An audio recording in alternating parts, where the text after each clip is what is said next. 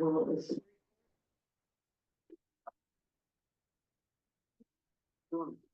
right, want to call the meeting to order. Welcome, everybody. I hope everybody is doing well and all the stuff that's going around. Public meeting to order on January 21st, 2025, 6 p.m. at the town hall upstairs. And we have a motion to adopt the agenda as presented. Second. Any further discussion? If not, somebody make a motion to adopt the agenda as presented. Yeah. Okay. Just did. Okay. All in favor, say aye. Aye. Opposed? Okay. We have one set of minutes to go today, which is January 6th minutes. Are there any additions or corrections to those minutes that were presented? It should be 25. If not, somebody make a motion to accept the minutes of January 6th, 2024. It's 2025. Oh, I'm sorry. Well, I'm only reading from the thing here. Yeah. So moved. A second. All in favor, say aye. Aye. Opposed? Okay. We have to set the pre-town meeting date. You call the school, you set up the dates, what are they? We could do it on Tuesday, February 25th, at 6 o'clock. The school's available and the superintendent is available that day as well. Okay, do we have any objections to that date? Can I ask a clarification of actually what this is? The The pre-town meeting. Take a look. The pre-town meeting is when we as a board present our budgets. And the individuals, the residents have an opportunity to question us, ask why we did this, and then I'm assuming, since we have two candidates running, we have a candidates forum. And that's what happens, and then the school presents their part of their budget as well. Thank you. Okay, all in favor? What's the February? 25th? 25th, 25th, February 25th, 6 o'clock? 6 o'clock. 6 p.m. at the school. Yeah. Okay, we have the warning. We all have copies of it? No, but I have one.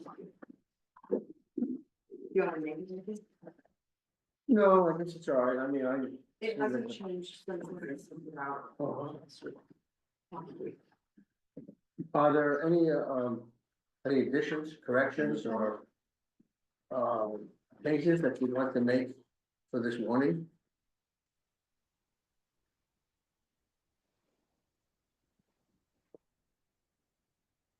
Not, we need to have a motion to approve the warnings that were presented.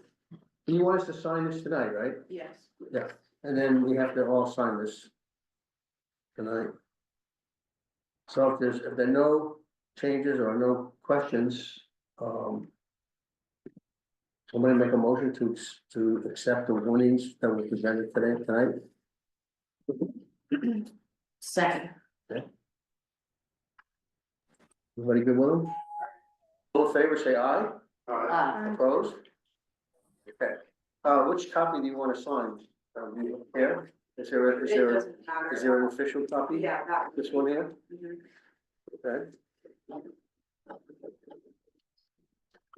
I think that's one to sign that. The highway report, Colby, Do you want me to do the report? Oh, okay. yeah, do the report, then we'll open the bid. So today we went and looked at, one of the graders today, which we're gonna talk about just quick here in second rows. And we've been cutting brush up on, here's the broker, or actually it's technically the valve at that point. And I think we're almost up to 100 trees we've taken down now. So we're gonna pick away at that some more on the weather permits it. It's a little cold for us right now for it, so. But we got some stuff working on the shop for now, so I guess that's really it. I don't really have much today. pretty short list. Everything went okay in the storm? Everything went great, yeah, it was actually really bad. Cleanup for us, so we were the first one done in the area, our area, and, Okay, Can I ask a question? go ahead. Did you get any bids on, the bid for the trailer repair? it was an estimate, and I called him, and he said that he hasn't forgotten, he's working on it still. They've been very hectic over there, so he said they'll get it to me before the end of the week. Thanks. Okay, so we don't have anything to talk about on the trailer tonight. Anybody else have anything, highway, Toby, any here? Well, if not, I guess, go ahead.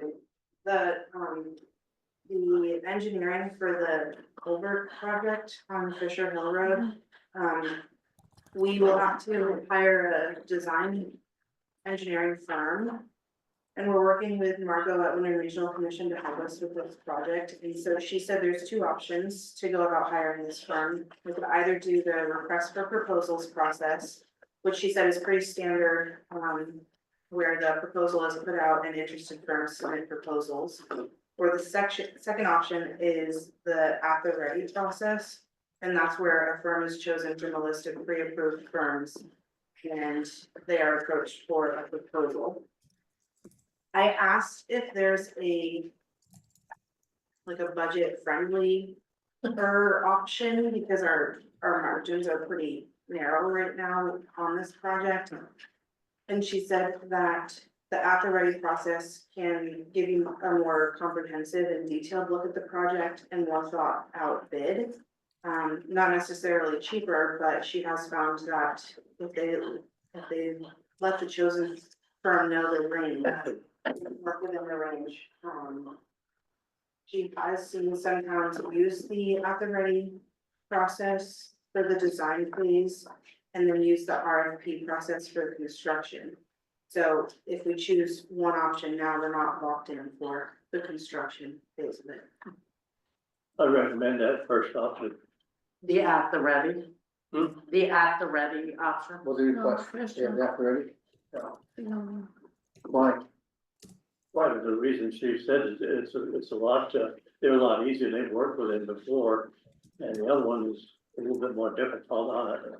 So if they worked with them, I would think it would be a lot easier for them to do it. And then nobody got this Yeah, I email? got that, and it explained, like Amber had said in her email, that the one that we usually use is what we should go with, that we're used to. Well, if that's the case, We're more familiar with the Right. request for proposal process. Right. I think John's saying that the list of pre-approved firms could have its benefits, but she didn't seem to, encourage one over the other, so. But the pre-approved version has some guidelines that they make the process. Make people work closer to a budget. I mean, she seemed to be recommending it, if I'm hearing you right, because we slim margins, that would help us financially get to a lower That is range. I have no idea. So they haven't given you a list. No, and we won't know a list until, if we choose that option at all. John, do you wanna make a motion? I'll make a motion that we go with that option. The after ready. Yes. I'll second that. Steve, Kathy, you okay with that? Seems like it would be more financially responsible. You're right. Oh, Morgan, did you talk about the drilling thing? No, that's under the flood report. Okay, we have a motion on the floor. All in favor, say aye. Opposed? Okay. All right, that takes care of that. Now, you wanna do the bids? Quick?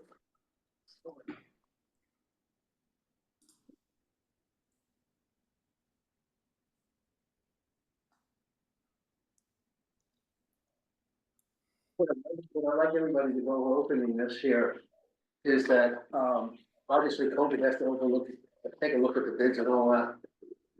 But I think we should leave the bids down at the selectman's office, and all of us should kind of take a look at them, so we know what we're waiting on, so we don't have the same situation that we had last time, where we've spent a long time trying to figure out how to go for the bid. And then probably not at the next meeting, but maybe the following meeting, we can then. Should be able to make a decision by the next meeting. I mean, It's either that or we have another meeting before the next regular meeting and go over it, so everybody is on the same wavelength It's fine. Right, with this, because there's a It's lot of money. options and different things in it. You gotta make sure the bids, says all those in it. yeah, so I would encourage everybody over the next 2 weeks to, take a look at them and make any notes or any questions, and if you have questions, you can talk to Kobe about it. Maybe he can help you. You don't wanna have a meeting? We can, if you want to have another meeting, you mean do it Well, on, I just wanna be sure everybody reads them and is prepared to answer questions and to go over it. well, you want to do 2 meetings then. And let me put it on then, Meeting before the next regular meeting. yeah, a special meeting. I don't care, I've read it, and gone over it, but I would like everybody else to do it, so. I was not happy with last. No, I agree. Yeah. Well, can everybody, between now and the next meeting, which is in, February, can everybody have a chance to look at them for the next meeting? Well, I think what John's saying is look at them and then we should schedule a meeting sometime next week Okay, prior to the Monday. we can do that, we can call a special meeting. If that's what that's what you're recommending. Yeah, because I'm sure there's a lot of questions in there that you don't know what it is, and we can talk about it. You told me you should go to it too. yeah, Set a meeting time, You know, I'm looking for the dates. like the 28th or something. If our next, maybe it's the 3rd. Tuesday. The next meeting is, February 3rd. You wanna do it the week of the 27th? Yes. Is there any particular, how about 4 o'clock in the afternoon, does that work for everybody? You wanna do it on which date? You wanna do it on, Monday's best for me. which date? Yeah, I typically have clients at 4 o'clock, but Which, that's too late for you? no, I have clients, every day at 4 o'clock. Well, you can do it, If I can, Later. if I can, you can do it at 5 o'clock, or do it at 5 o'clock? 5:15, I could get down here by 5:15. I could do Monday. I've got Monday clear, The 27th? yes, but Tuesday, Wednesday, Thursday, I have clients that are locked in. Well, how about? Can we, Monday works fine, man. we'll do it on the 27th? What At time? what time, 5 o'clock? 4 o'clock? 4 o'clock on Monday, okay, 4 o'clock? yeah, 4 o'clock on February, no, January. 27th, right?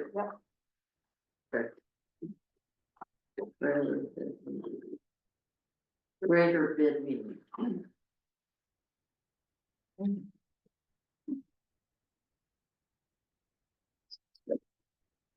Thank you for being accommodating. No problem.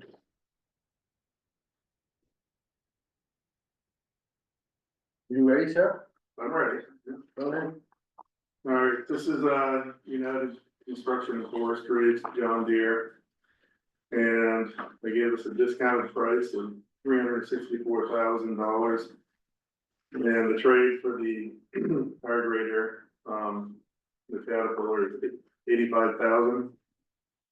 So the net cost would be $279,000. What did you give, 75, you think? 85. 85? Does that include all the taxes and everything?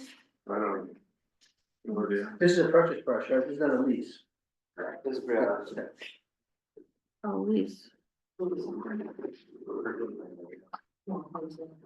That's not here. It's cheaper than I thought, it's cheaper than- Well, you can think about it without the trade-in, Okay. but that's, the price I told you before, there was without a trade-in. Or without our, just a rough estimate.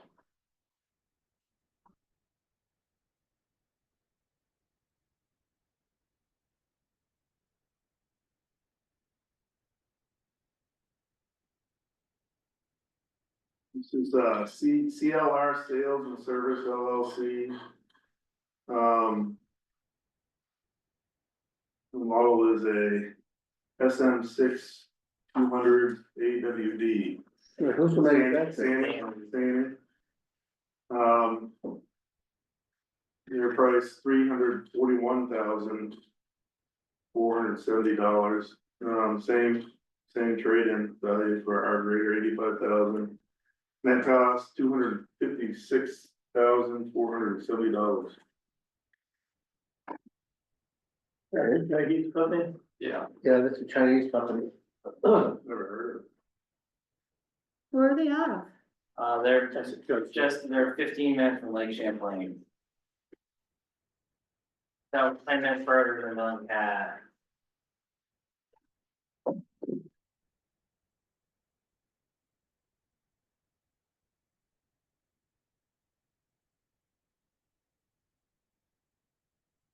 This is Milton Cat. So it's bid one and bid two. I don't know what that means. Well, why don't we do bid one first? I can find it.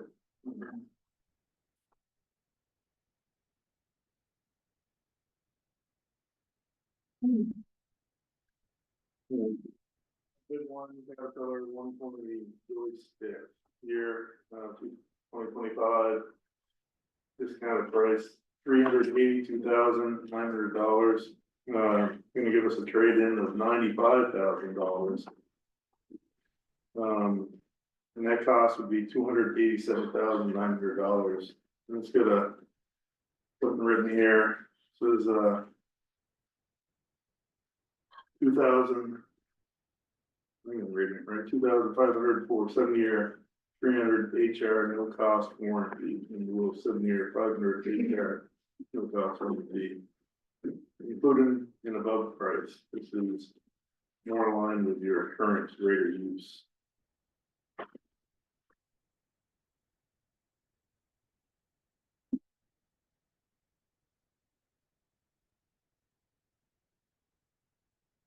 Bid two, Caterpillar 140 joystick 2025. Discount price of $407,900. Trading value is $95,000. That costs $312,900. Deduct $3,000 for 7-year, 300 HR, no cost warranty. One side bigger, right? Yeah, one's a 140 and one's a 120. I don't know why you did that. Which one? The 140 is supposed to be in the weight bracket, so this last one you just read is the one that is in the weight bracket, I believe. Is that the one you asked for? Yeah, it's the one we asked for. The 120 don't get in the weight bracket, right? I don't think, I have to look at it some more. I don't know. What, I'm kind of confused on that. what's the price again, Steve? For the second bid, Yeah, Yeah. 4079, 95 traded. For 360. Well, I think when we look at the bids, we have to take a look and see whether or not after, John Deere and Sandy are capable Yeah. machines, you know, weight wise and everything else. That's the reason for the meeting. Yeah, apples to apples. yeah. So just 3? Yes. That's it. There's not too many companies that make them. Only 3 that do make them. I guess Vogel, does Vogel make one? No, they stopped making them a couple years ago.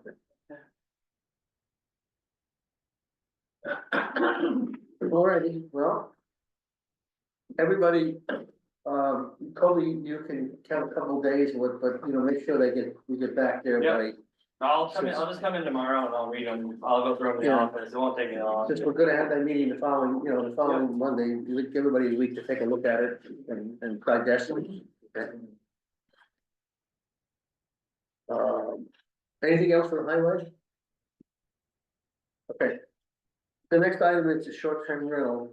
Before we start, Morgan has a little, preview showing that we have, but I just wanna make sure everybody understands the procedure here.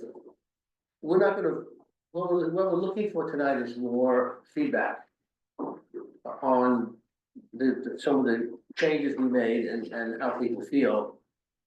And, we will not make a decision tonight. What we'd like to be able to do is take your comments and go back and take a look at it, and maybe you revise it one more time. Eventually, you will obviously have to have a meeting, but this is a very important document. And, we wanna make sure that we get it right. The attorney has not had a chance to look at all the issues. I have some questions on fees that we need to get, that the board needs to get up to date on. So what we're really looking for is feedback now. How you feel about it, what you see, what you don't like, what you want to see changed, or is it okay? So I'll let Morgan give us the little preview of what we've changed on it, and then we can open it up for questions.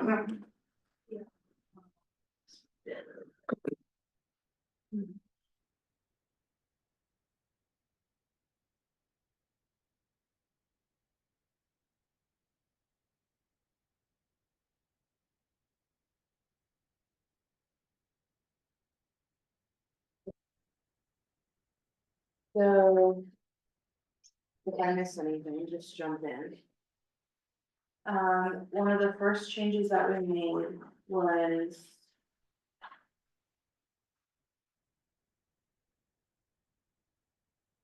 Under this fire safety section on page 3. Actually, no, we didn't. We didn't make changes here, but we talked about the fire safety a lot. The state of Vermont has some guidance on that in terms of. The public building definition and what are the requirements for in terms of state level. Another change, we simplified the septic maintenance piece on page 4.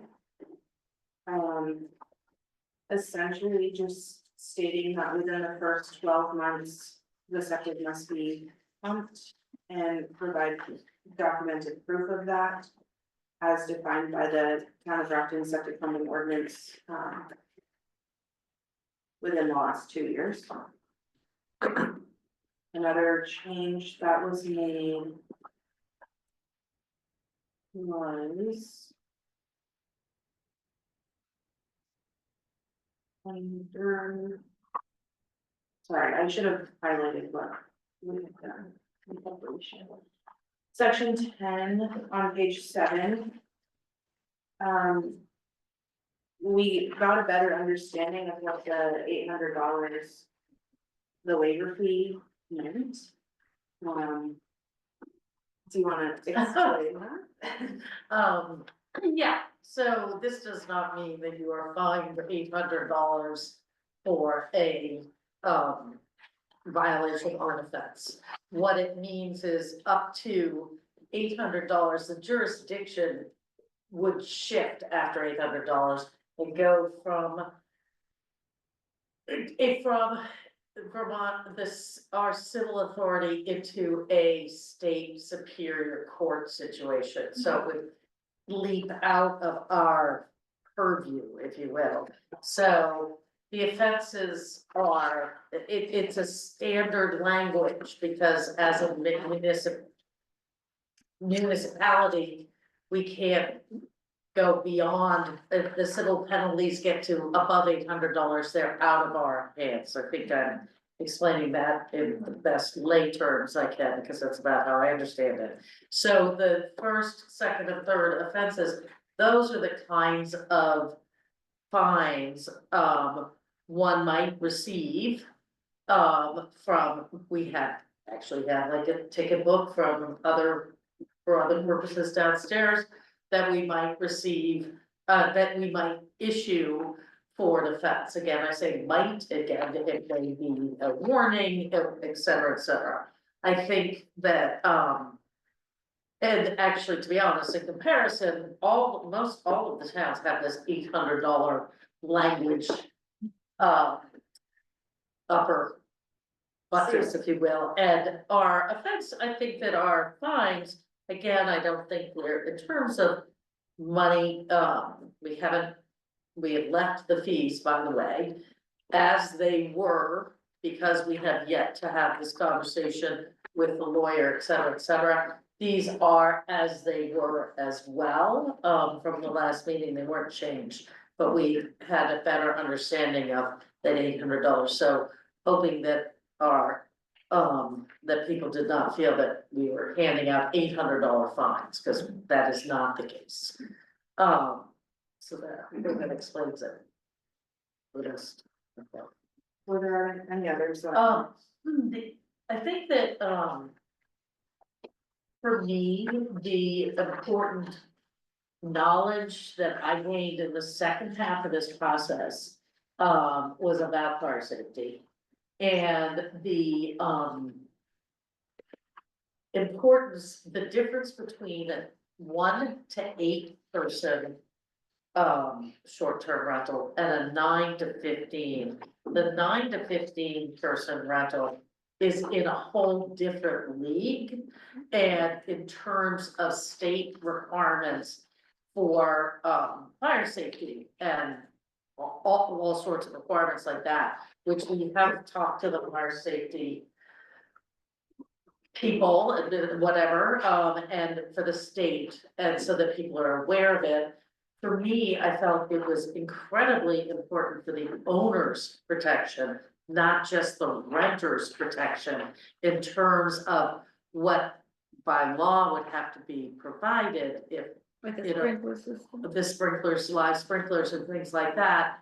Because while it's like, oh, that's a huge, obviously might be a big expense for an owner, but the liability situation, now I'm not an expert, and so I'm not sure whether that is already covered with you've already gone through, if you're a person with, say, a 12-person rental, that you're aware of it, but I think if at anything, we have brought this awareness in going through this process, that they're quite stringent in this, the worst case scenario, that an owner would be greatly liable at that 9 to 15 person dwelling without pretty significant requirements. I don't think our motivation is simply responding to people that want to have an ordinance and putting together the best possible ordinance we can put in response to that. But I think that it's important that I feel that we need to make sure our citizens understand how this fire safety obligations that are quite intense by the state. This is where I'm going with this. Other than that, I don't think, again, as Joe said, we have not, the fees, we didn't change a fee structure because we still have to figure out about the really what it will cost to administer. So, and then what else do we have? Other than that, let me just do a quick look here.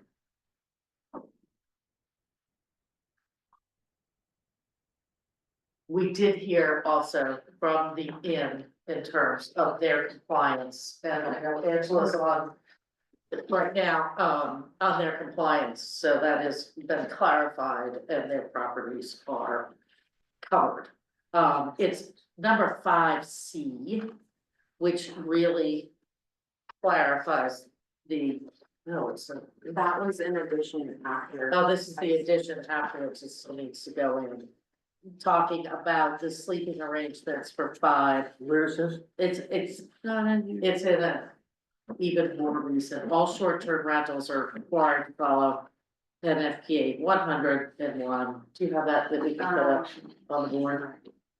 It's the 1 to 8 occupants versus the 9 to 15 occupants. Over 16 occupants, and I think there are some very large short-term rentals in our town. I'm not sure. But they have a whole nother, there it is. That's it. That's the fire one, but we just received this details, if I just see this through. It's not in the handouts that you have tonight. Okay. Yes, it's not there, but it needs to be there eventually. One of the things that I don't like is the septic maintenance that was added.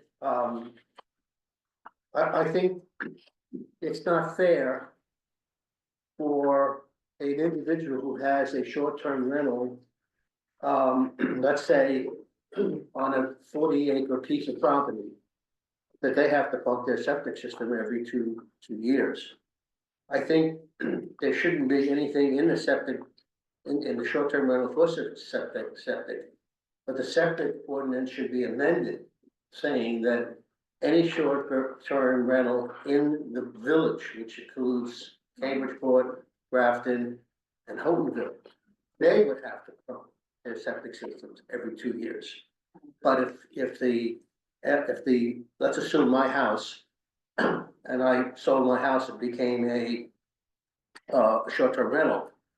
There would be no reason to do that, because if my septic was to fail, there's so much land that you could have 40 septic systems, but you can't do that in an isolated, small area of a town. So I'd like to see that being moved out of here and be amended into the septic ordinance. That would be my preference. So the septic maintenance is not, if I'm hearing you guys right, is not an item here, F. Number 5F would simply come out. Yeah, And it because would be part of the town septic ordinance. but the septic public ordinance only applies to the 3 villages. It doesn't apply outside the village. Okay. So anybody who has a short-term rental or a house within that village needs to comply with it. But I was on the board when that septic ordinance was put in, there was never any short-term rentals or whatever, so there was never any consideration of having one or having different options for different people. Everybody was the 4 years and that was it. So while we're talking about this, could I just ask a clarifying question? So on the septic, number F, what the town of Grafton ordinance applies to the septic pumping district, right? Right, And that is a specific set of properties correct. that belong to that district. In the 3 villages. So if your short-term rental is in that septic pumping district, what Joe, I think you're suggesting, and I think what appears here, is that the first septic tank pumping is to be completed within 12 months of this ordinance. That means that this ordinance is providing for kind of a plain start for these STRs to have their septic pumped. And that would apply inside the village pumping district For the short-term rentals. and for the short-term rental. But what it also says is that if you can provide documentation of pumping within the last 2 years, you don't even have to do that. Right? I mean, am I reading that correctly? That's what it says now. So I think the only change that would be required is the town of Grafton's ordinance regarding the septic pumping within the pumping district.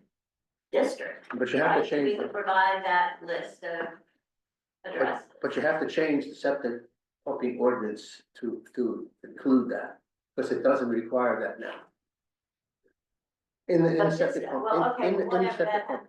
but what my question is once this initial pumping is done or proof of it is done, then will all the properties within that pumping district pump every 4 years as provided in the current ordinance, and short-term rentals would not pump more frequently? Yes, they will pump twice, every 2 years. Short-term rentals would pump 2 years, every 2 years. The regular homeowner would only pump 4 years, as it is now. I don't think that's what this paragraph says. Well, maybe it doesn't, but that's what it should say, I think, in my opinion. Okay, well, I guess since this is a feedback meeting, we'll just give that as Right. feedback Clarify. and clarify that, The only question that I I think have. there is a good point to have STRs pump every 2 years. The only question that I have is the, Wyndham Foundation's, not the tavern. Because the tavern has its own major septic system, but the satellite homes, like White Gates. And some of the other homes, are they, would they then be required to pump every 2 years as well? I don't know if the foundation has a pumping schedule other than what the septic ordinance We should does. ask Angela to speak to that, like it's part of the end. But I think they should be included, even though they're not short-term rentals, because they have gas continually, and the septic's Yeah. getting work more than a normal home. Well, let's just, can we, Sure. when it's appropriate, when the select board likes to turn to Angela for these kind of answers, then let's do that, but I think Angela can answer those questions. So, hello, everybody. Morgan, aren't we send you submissions of when we pump with all of our buildings, correct? That is correct. So that should include the Whitegates, Tuttle, Allard, Barrett, Cricketers? It does, yes, it does. Perfect. Yeah, so And Angela, do they get pumped every 4 years, or do you have a different schedule than we do? I think we follow, I'm not recalling the last time I did it, but I know Russell Hodgkins takes care of that. I think it's every 2 years, but Okay, I'd have to confirm. all right, okay, thank I you. know them tavern is, but I have to confirm on the houses.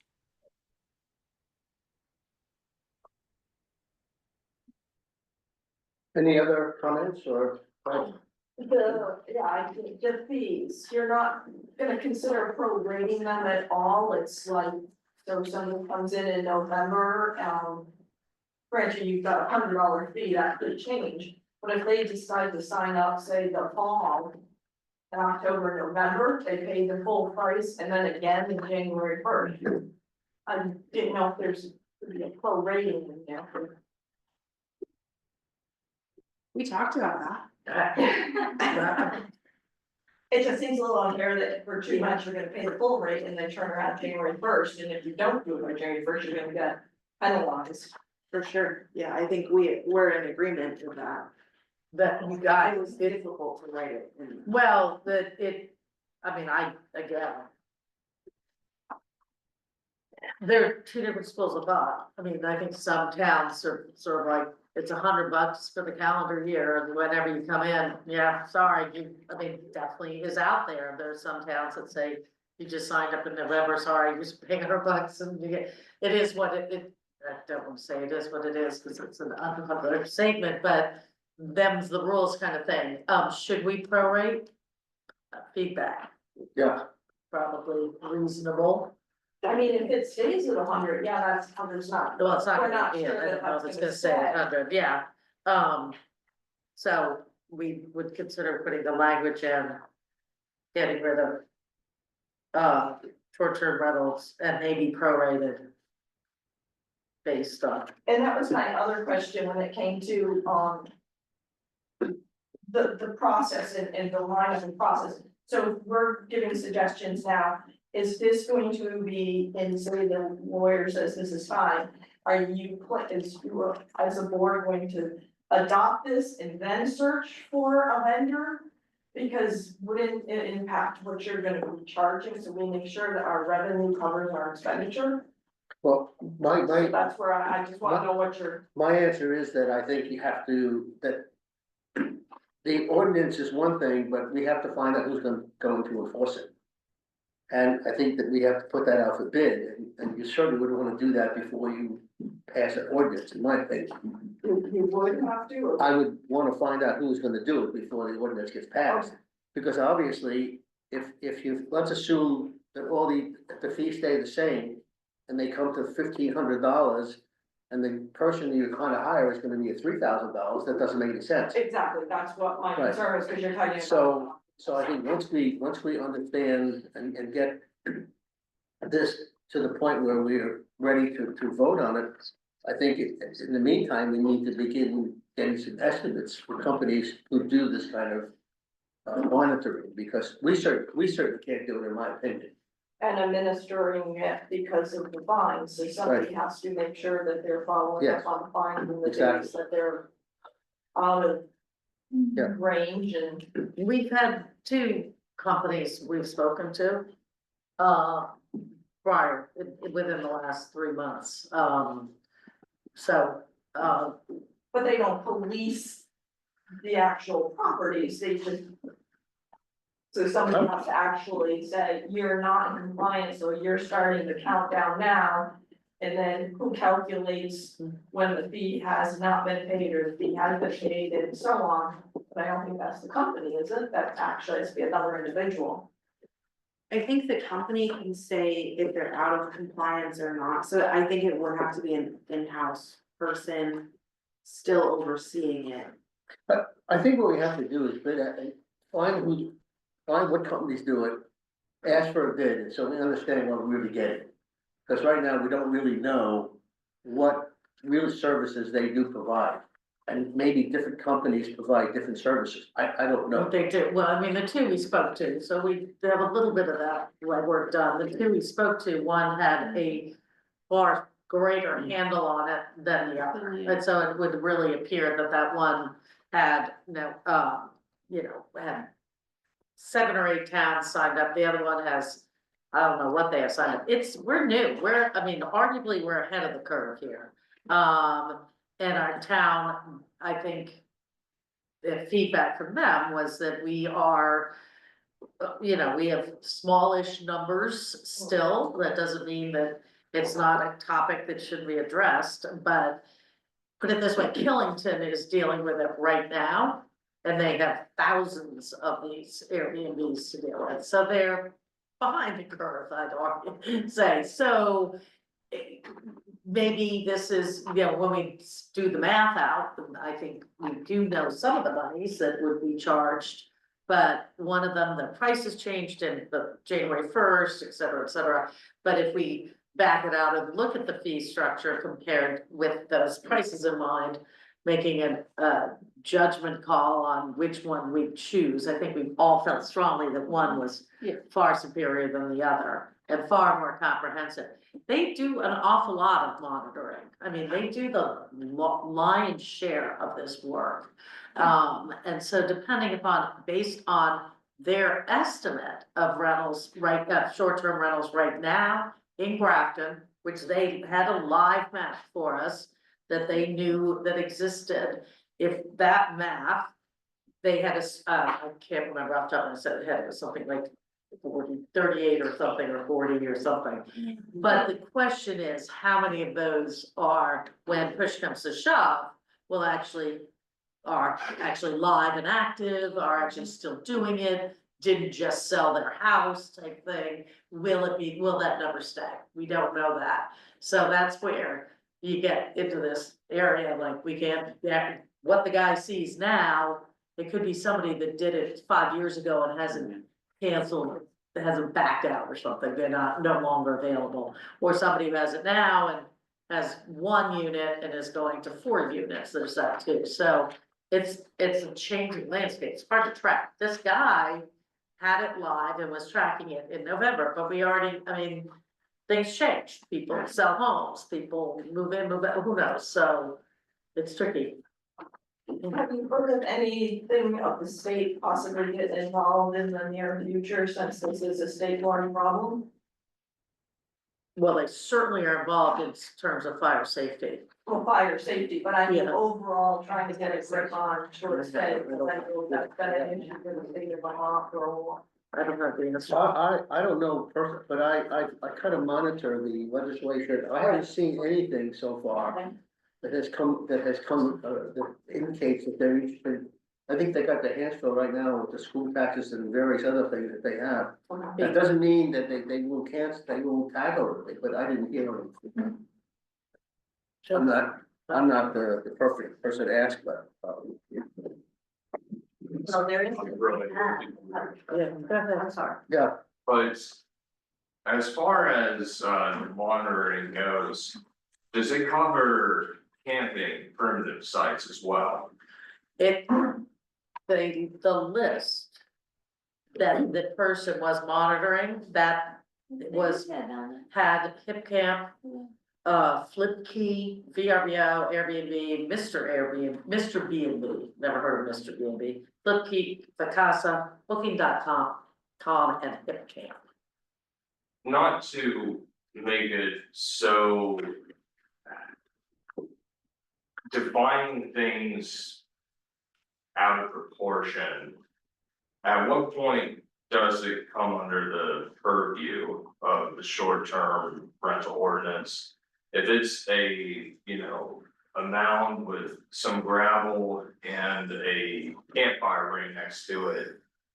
And then on top of that, I mean, we rent out some primitive cabins. As part of our property, standalone structures, you know, probably about a quarter mile from the main site. And I was just wondering. With the short-term rental ordinance, I don't see a lot in there provisions made for camping, what constitutes a structure and. You know, if someone could say, hey, you can camp in my field, or if that's gonna be covered under this and. You know, maybe hit on that as well. I don't think we have any campsites in the town. That I'm aware of. With the dwelling, the closest we come, I would say, under definitions is dwelling unit. Furnished house, condominium, apartment, group of rooms, blah, blah, blah, yurts, tents, and there was some conversation about, oh, tents count. But we're talking sort of the glamping town, I mean, Yurts, tents. small cabins, Yeah, that, primitive cabins without running water or anything like that. that's the cabins in the list, and the definition. Is that Vermont? Yes, Vermont proposed, here's Vermont Associated Realtors. I think there's a lot of activity at the state level, anyway, I don't know that how aggressive it's happening right now, if, obviously there's. Surcharges for rental bookings, August 24th, blah, blah, blah. So I guess we had included. The rustic nature of the building was not defined or stipulated that less rustic is different than more rustic. I just know like for $900 you could buy a Kodiak canvas tent and, you know, throw that on a platform and. In some places it would constitute a structure because it goes into the ground, but. Just. Something. While people are expanding, you know, it's. Because personally, our property is subject to Act 250, you know, we. Right. Have a struggle going into that realm and then yeah, just. As expanding to tell someone, hey, your short-term rental is a tent. Versus a actual structure, just some clear language on Yeah. what constitutes like. Is it that? Yeah, that there's heating and plumbing in the building, or I mean. Right. I can, I'm looking at the Vermont tax.vermont.gov. They talk about the non-inclusive list of types of lodging, which would rented or owned by a host, which fall under the provisions. Obviously, house, rooms in a house, cabin, cottage, condominium, ski lodge, barn, bunkhouse, treehouse, camper, tent. I would assume we would use the same language. Yeah, Yeah. I think we have to take a look at that and add that or to the definitions. So that we're in compliance, yes. Sorry, just above that, dwelling unit in section 3, there's short-term rental, and they talk about a section of time of 30 consecutive days. But in section B above, and a different is talking about the host, it's talking about 6 months. So there's a 6-month period that's defining part of this, and then there's a 30-day period that's defining part of this. And I don't know why those two time periods aren't the same. Why are they different?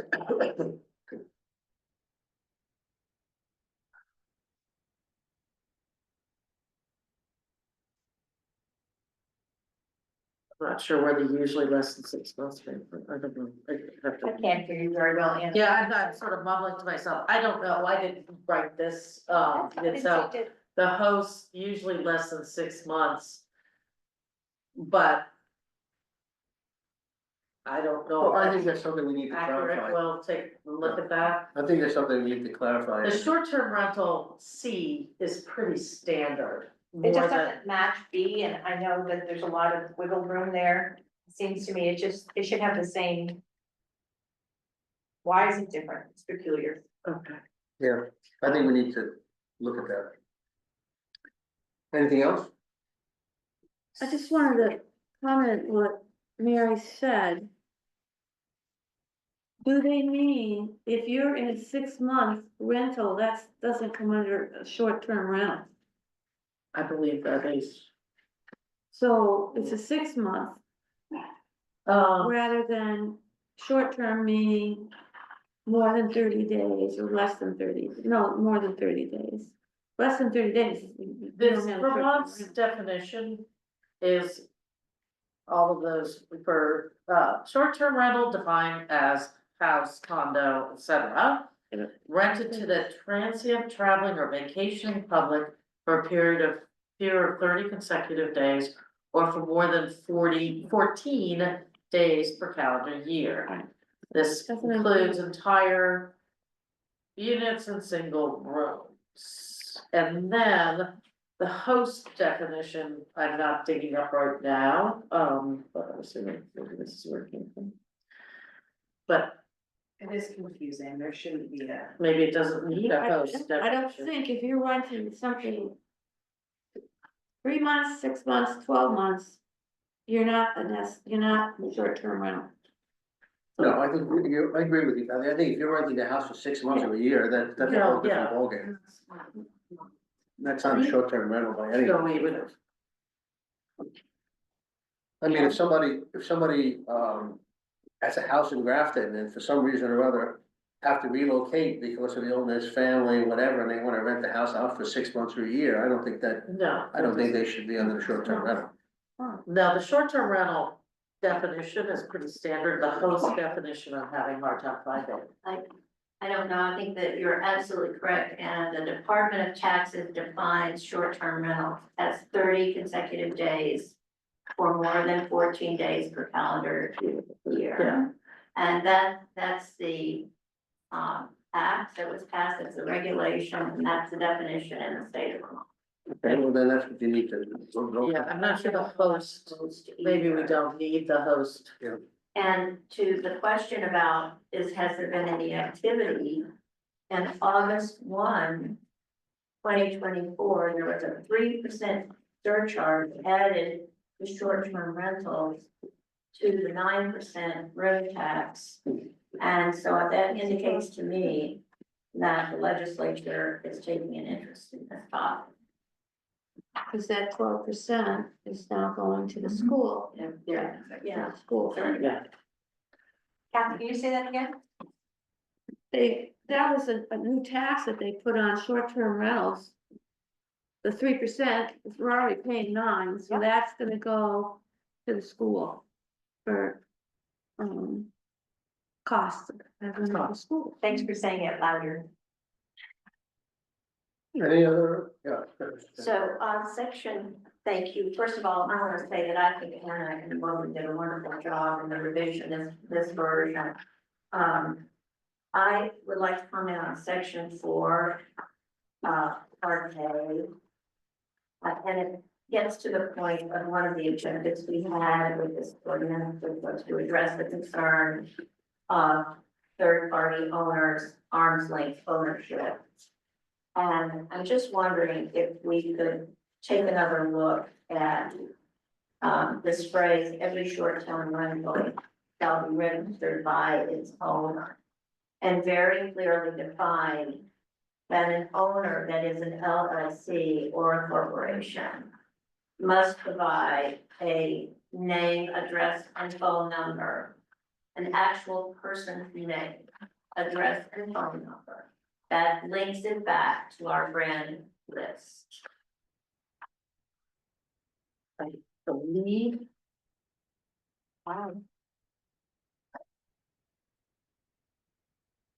It is covered in section 6 under the registration, those concerns.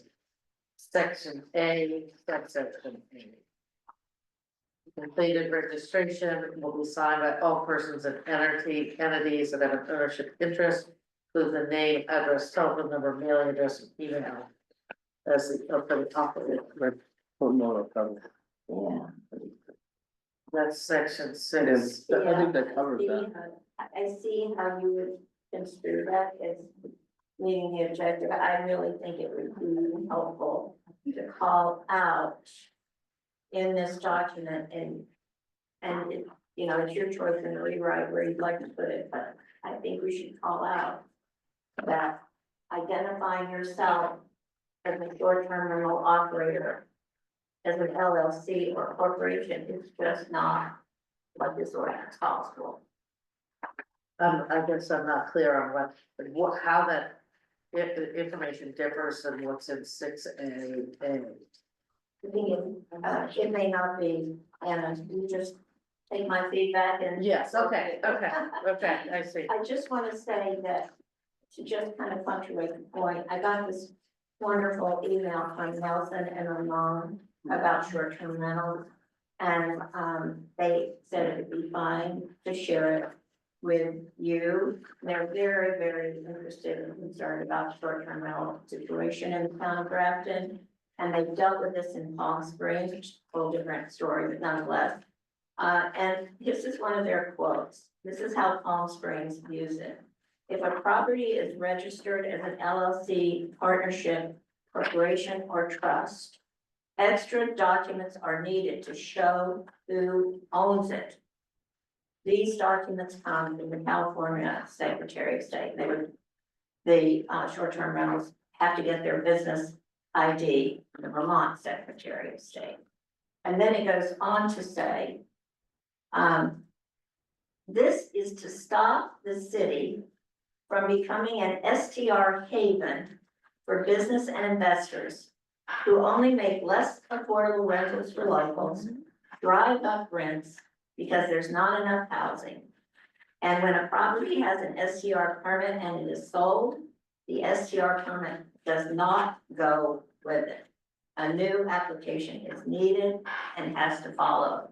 Like that. This is the voice of experience talking. And I think it's a very important, it's one of our original objectives, and I think it's very important to address this issue, and I can give you this That was good. language. Yeah. That was helpful, thank you. Any other comments? Go ahead. Yeah, as someone who actually has, their short-term rentals under an LLC, I completely agree with that. I mean, ideally, it's a little bit of time before BlackRock, State Street, and Vanguard, you know, buying up all the homes around here. So if there's any way that we can make it is where, no, it's a person behind the LLC versus some, you know, multinational corporation, that'd be great. Thank you, Joe, and you are the embodiment of what we would have to do. Because you are a person, we know you're interested in the town, you live here. That's fine, it's these nameless, faceless, corporations that appear on our grant list and then sign up for STRs. That is not a healthy situation for the town, in my view. Any other comments? If not, thank you. I'm sure they're very welcome, and we will, try to add these in, and we'll be back to you with, some revision shortly. Okay. Clerk and treasurer, do you have anything? Okay. Other reminder that February 17th, our third tax installment is due. I should have, and hoping to, the first week of February, have town reports back. Also, we are hosting a rabies clinic this year, here at the town hall. We've got 2 Saturdays set up, February 15th from 10 to 12. And March 15th from 10 to 12. This is, the rabies clinic it's $25 for a rabies shot. But thank you to the Grafton Improvement Association, they are going to cover all residents who want to get their dogs rabies shots. They will cover the expense along with cats. This year we are, hosting it for cats at the same time. From here at the town office, and GIA will cover the cat rabies shots also. Lots of luck with the cat. Thank you.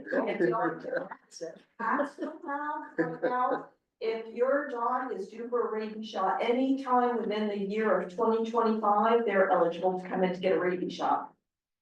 So even if they're not due until July and they're here in March, you can still get the rabies shot. There's no harm to the dog supposedly, so. So keep that in mind, and I'll have some posters up, and again, we will be selling dog license at town meeting this year, so and there has been a $2 increase in dog license, thank you to the state. So they've tacked on $2. It has nothing to do with our fees, we still get the same fee out of the. So now it's going to be, rather than $9, it'll be $11 for a spayed or neutered animal. It'll be $15 now rather than $13 if they are unspayed, not neutered, so. That's all I've got. Thank you, Kim. Committee reports? Town Park? Yeah, I printed off a copy for everybody. Yep. Of the, town park fair, the lawn fair for 2025. Does anybody have any questions, or I can kind of go through it? Whichever. This is very expensive, It's,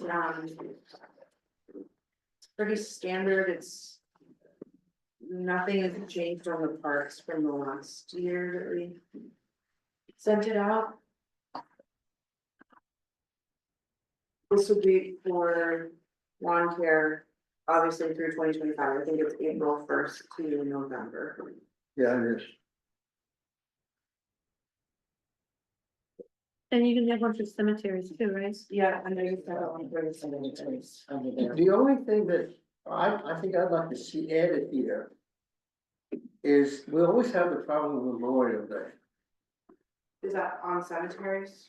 Well, yeah, cemetery and the parks, basically, but the cemetery more than the parks, but I mean, I think that, you know, they should have the village park, the greens and everything else, should all be shipshape for Memorial Day. When it's the start of this whole summer season. And maybe that needs to be in both booths, that's just my comment.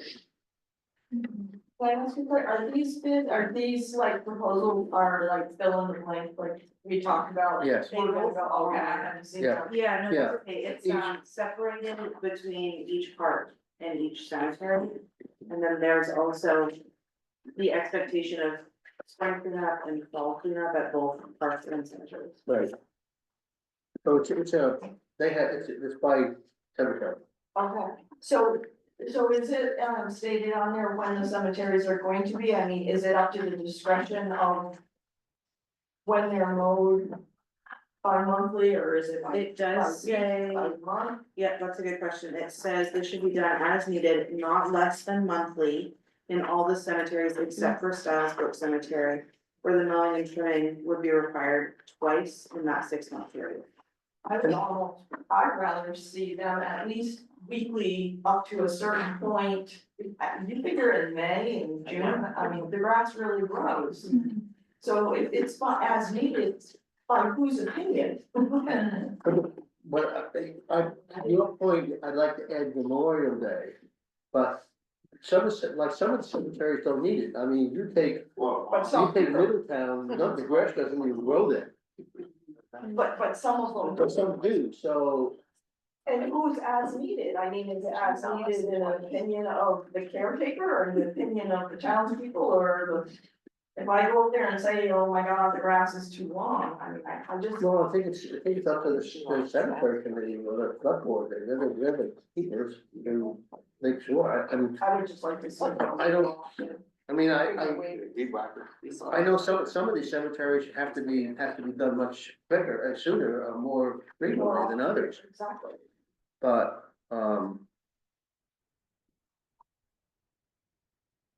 And especially prior to any kind of a funeral, now in the spring, they should be done quite often because the funeral homes are catching up with funerals, right, deaths during the winter, so.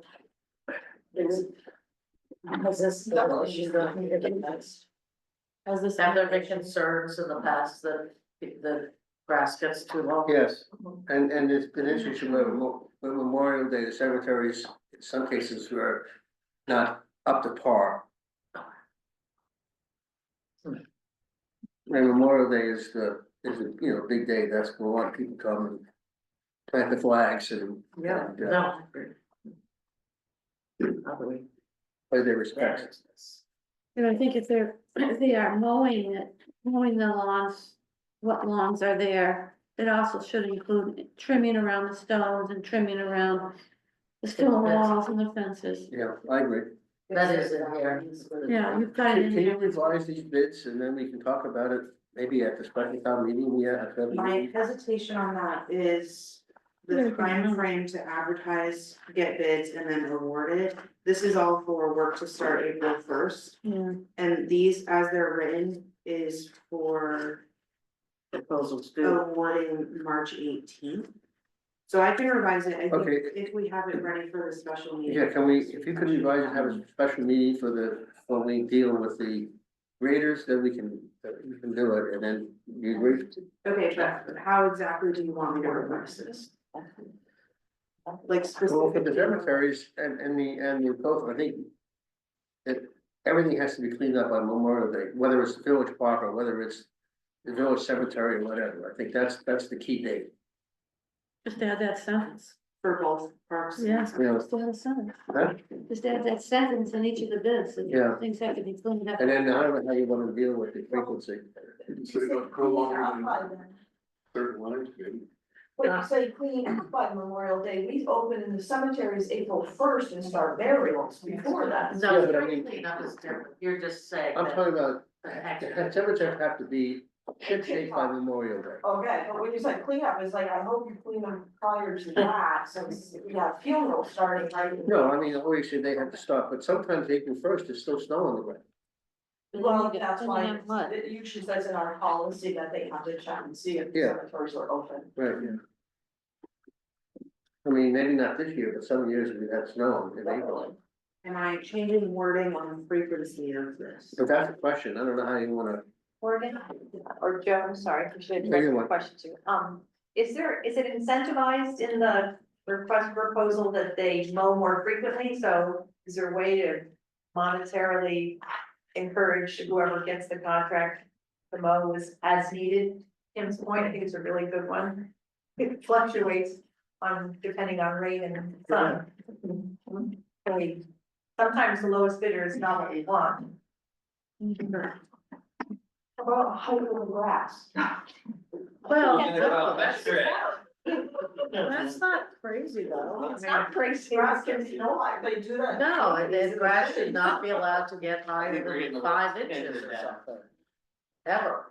I mean, do we have any, did we ever do any research to see how other towns handle the bidding?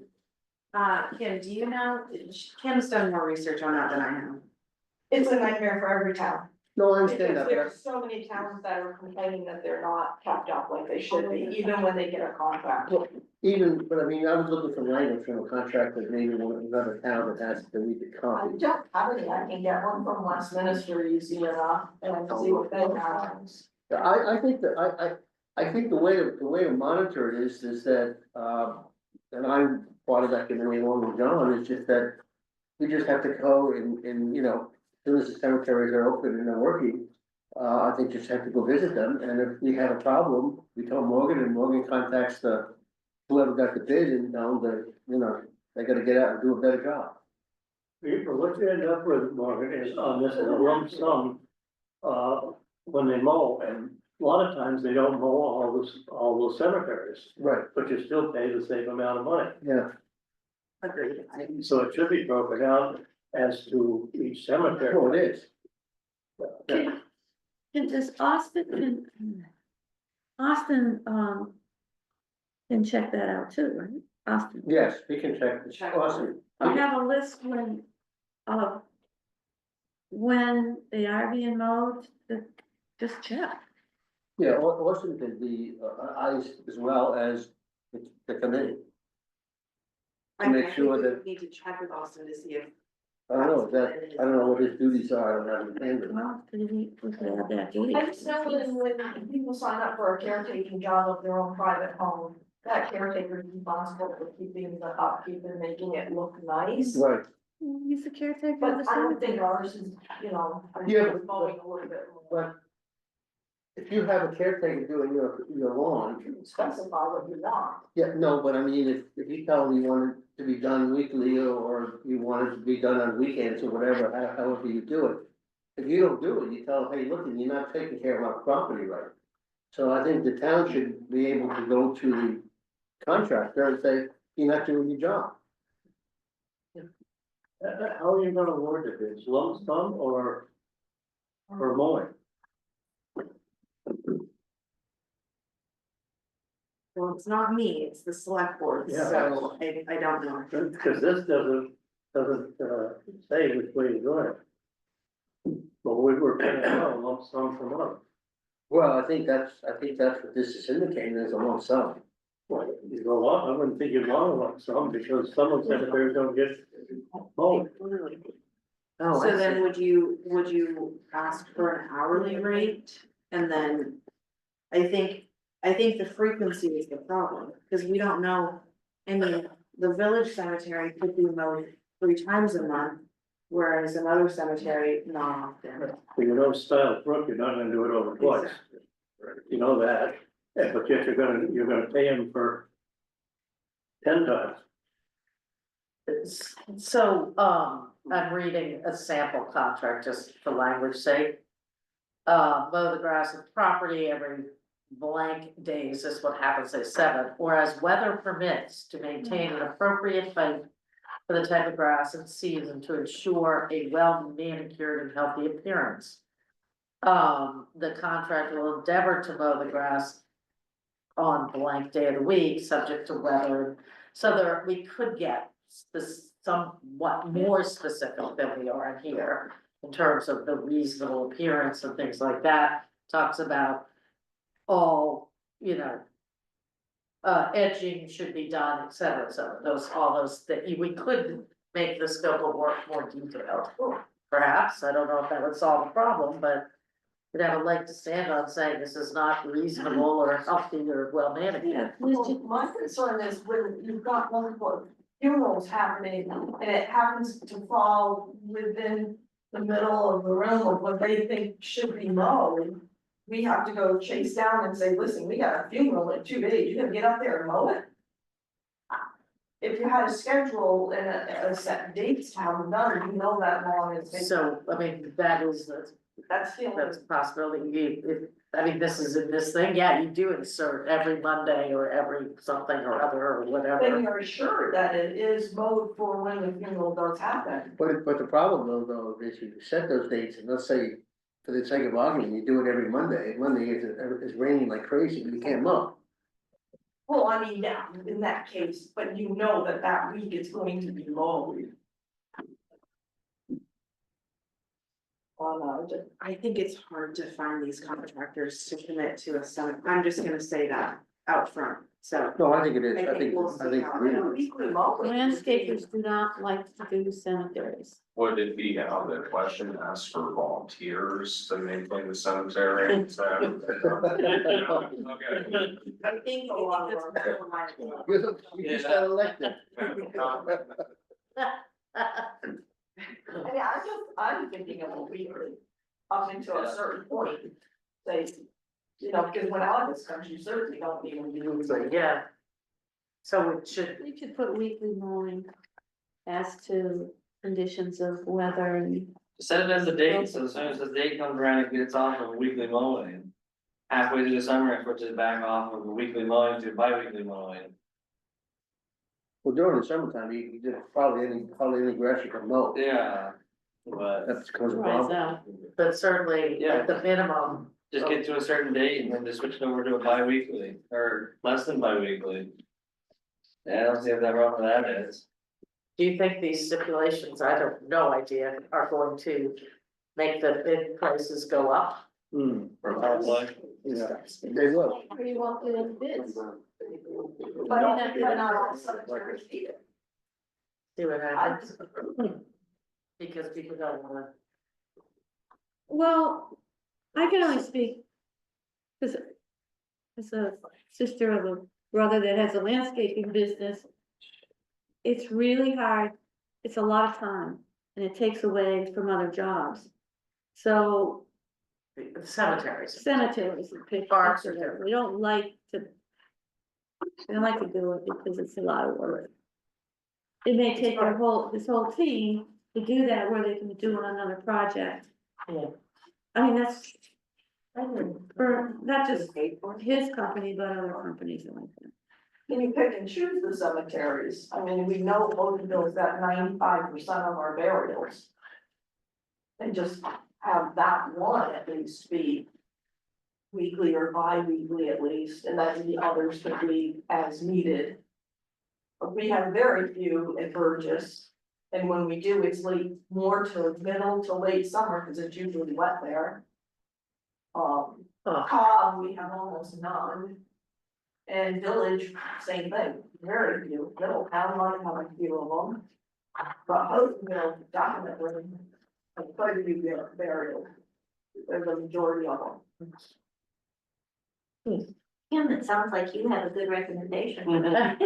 So, Could you just put a schedule together? Yeah. It's not tempting. I just pick one cemetery to have a schedule on, and the rest can be as needed. Don't go sell one thing. Yeah, I think Kim's making some good points that Yeah, could be added. Yeah, this is helpful, yeah. just a schedule that they can follow. So why don't you do this, Morgan? Why don't you take Kim's suggestions and you do this thing and we can redo this on Monday? Good idea. And I have a question for you. On the invitation to bid for the parks, why is the town hall on there? Well, there's a little strip of grass. Okay, but you don't, I mean, you don't have a dollar sign there, so does that indicate that you're not Well, supposed to then bid that on was it? just a typo. So, in other words, they wanted to bid on that as well. Again, I didn't want to. Well, I mean, That's what what we the did on intention last- was. Yes. The intention was to do that, okay. Cause I remember Milwaukee used to do that. There's definitely not a lot of grass. by No. any means. All right, so why don't we take a look at these things and Kim, maybe you can, I'll see if I can get a hold of Austin and kind of get what his feel is for. yeah, that might help. Yeah, He probably knows best better, cause he's probably Yeah. more than anybody I'll else. get him involved. But, okay. All right,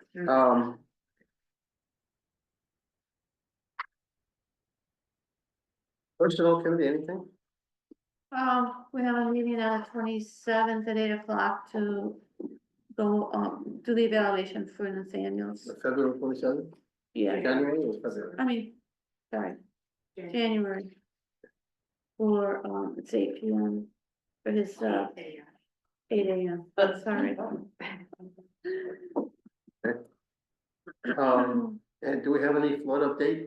Yep, we received, I don't think I updated anybody on this, but we received, just over $100,000, which was the difference between the 75% to the 90% for. Oh, good. So we got that a few weeks ago.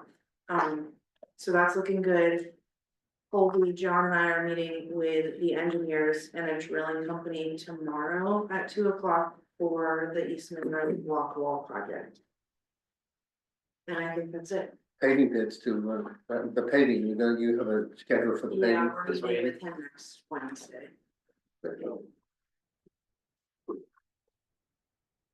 So I have. Any other business? Any public comment? Yes. The next regular meeting will be February 3rd 2025, and we will have a special meeting on February 27th. January 27th. To review the greater bids and obviously the cemetery and parks bids. Next regular meeting will be Monday the 3rd. Motion to adjourn. All in favor, say aye. Aye. Opposed? Thank you for coming, everybody. Thank you for your comments. They help.